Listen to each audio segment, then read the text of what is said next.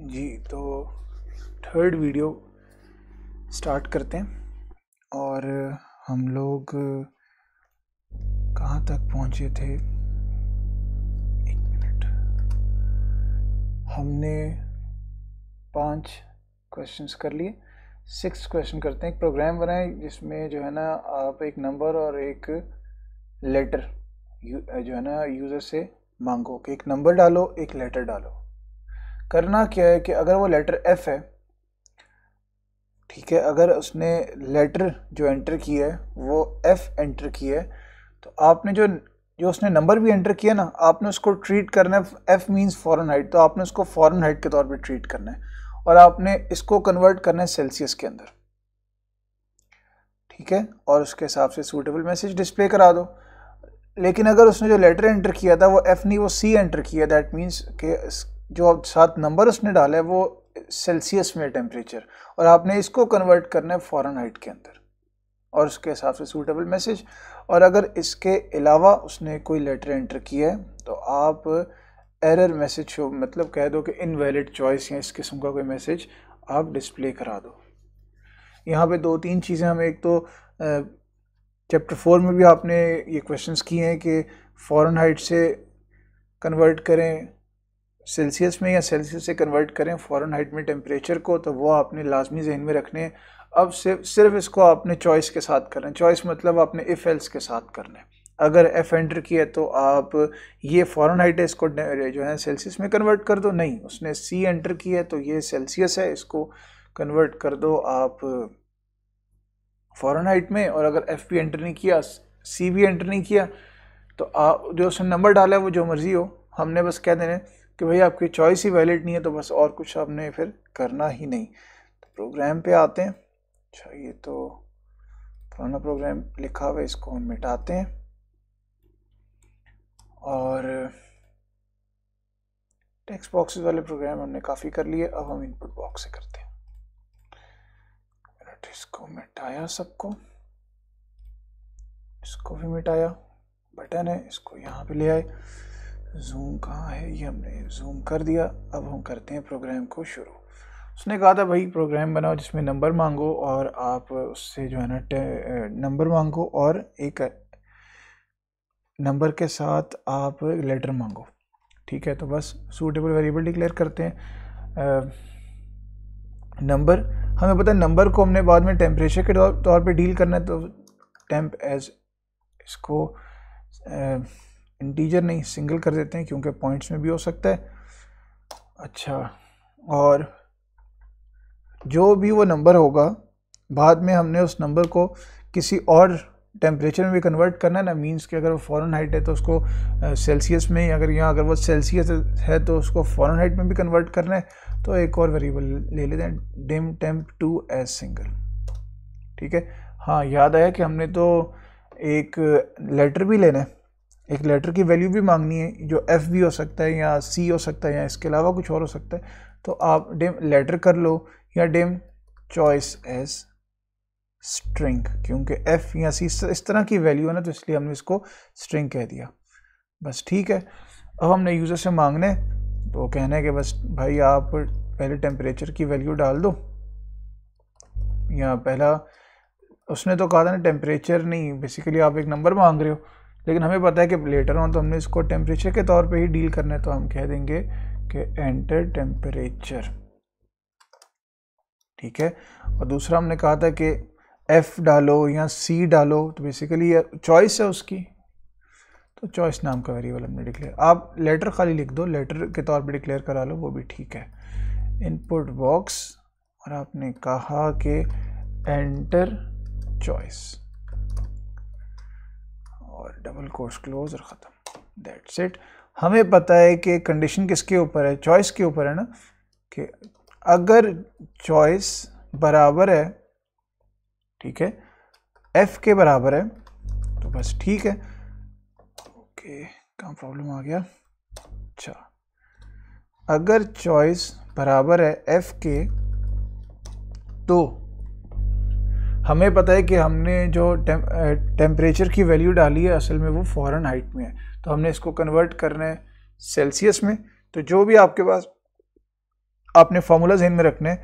ये आपके पास foreign height होता है यहाँ पे, तो फॉरेन हाइट को 32 से माइनस किया जाता है, फॉरेन हाइट को 32 से माइनस करते हैं और इसको मल्टीप्लाई किया जाता है 5/9 के साथ, तो ये बन जाता है आपके पास सेल्सियस, यानी कि नया टेम्परेचर बन गया। और यहाँ पे हमने नए टेम्परेचर के लिए टेम्प 2 नाम का वेरिएबल रखा है, तो असल में ये टेम्प 2 के बराबर हो गया। बस इतनी सी बात। ये दूसरे टेम्परेचर में कन्वर्ट, यानी कि फॉरेन हाइट था तो सेल्सियस में कन्वर्ट हो गया। और आप प्रिंट करा लो, मैसेज बॉक्स में डिस्प्ले करा दो। मैसेज बॉक्स कर लेते हैं MSGBOX, और हमने कहा कि temperature in Celsius is, value display करानी, कंकैटिनेट करें और वो किसके बराबर है, टेम्प 2, दैट्स इट। नहीं ऐसा नहीं है तो ठीक है, कैसा है फिर? अगर चॉइस आपके पास बराबर है सी के, तो इसका मतलब है कि आपने जो टेम्प की वैल्यू डाली है वो सेल्सियस में है, तो वो हमेशा 9 से मल्टीप्लाई होती है, ब्रैकेट क्लोज करना था, और वो डिवाइड होती है 5 से, और उसके बाद उसको ऐड करते हैं 32 के साथ। कहाँ चले गए? उसको ऐड करते हैं 32 के साथ, और ये बन जाएगा आपके पास नया टेम्परेचर। ठीक है, आप लोग जब चैप्टर 4 करो तो इसमें जो है ना सेल्सियस से फॉरेन हाइट में, फॉरेन हाइट से सेल्सियस में कन्वर्ट करने के जो फार्मूलाज हैं उनको भी ध्यान में रख लो तो बेहतर हो जाएगा। अगर उसने सी एंटर किया था, दैट मीन्स कि जो आपने टेम्परेचर एंटर किया है, ये जो आपने टेम्प एंटर किया है, ये असल में सेल्सियस में अंदर है, तो फिर आपने इसको कन्वर्ट करना है फॉरेन हाइट में, तो ये फॉरेन हाइट में कन्वर्ट करने के लिए सारी कैलकुलेशन की, तो ये टेम्प 2 असल में फॉरेन हाइट बन गया। फिर अगर आपको आप समझ आ रहा हो कि क्यों फॉरेन और सेल्सियस नहीं लिखा हमने, ताकि कोई कन्फ्यूजन ना हो। ठीक है, तो बस ठीक है, आप यही मैसेज, मैं इसको कॉपी कर लेता हूँ, इसको यहाँ पेस्ट किया। टेम्परेचर इन फॉरेन हाइट,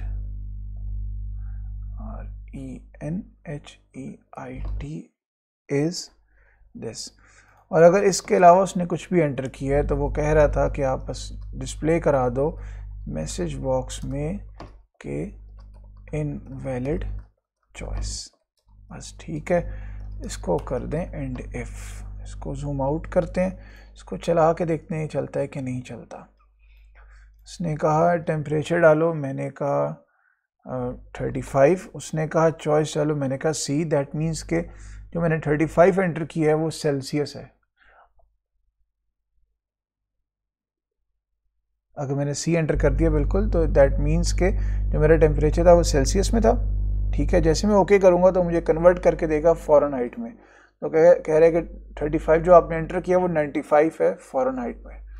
मैंने कहा, उसने कहा टेम्परेचर डालो, मैंने कहा 99, और उसने कहा चॉइस डालो, मैंने कहा एफ, यानी कि फॉरेन हाइट, यानी कि ये फॉरेन हाइट का है तो मुझे कन्वर्ट करके देगा सेल्सियस में।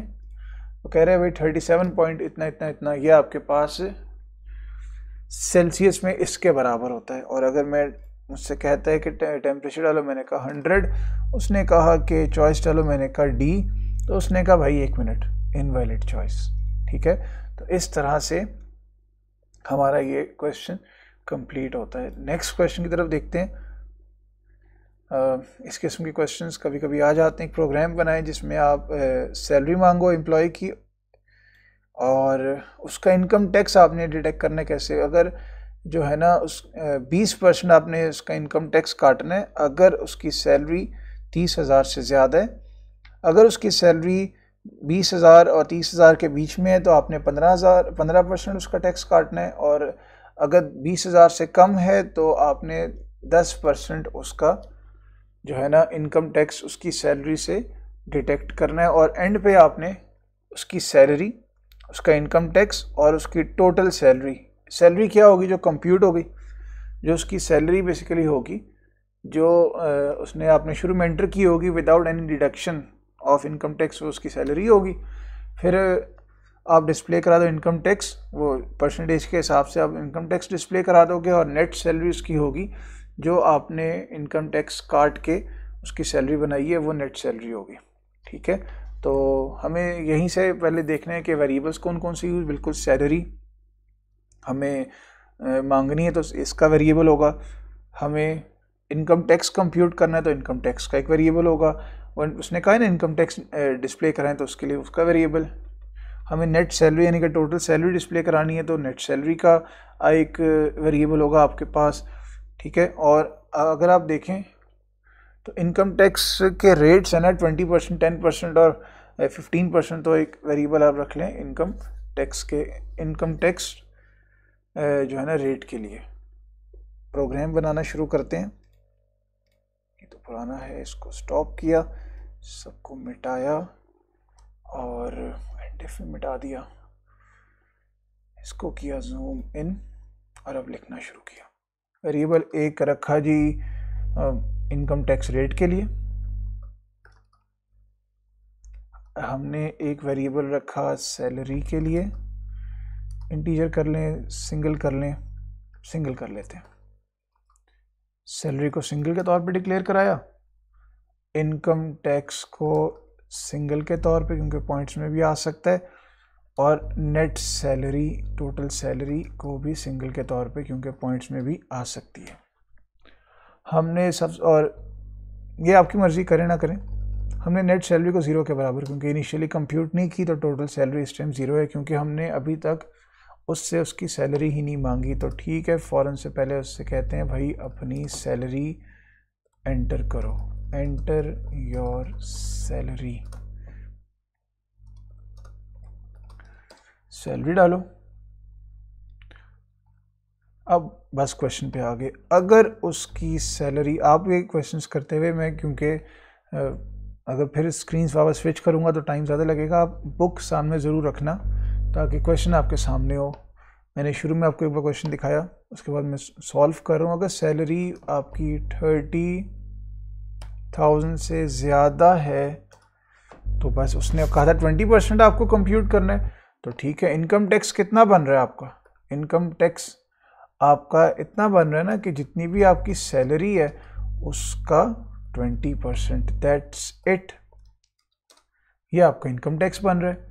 और इस टाइम इनकम टैक्स रेट कितना है आपका, IT rate, income tax rate कितना, 20% है ना, तो इसको 20 के बराबर कर दो। बस इसी पैटर्न पे आगे चलेगा। नहीं जी ऐसा नहीं है, ऐसा नहीं है, तो क्या आपकी सैलरी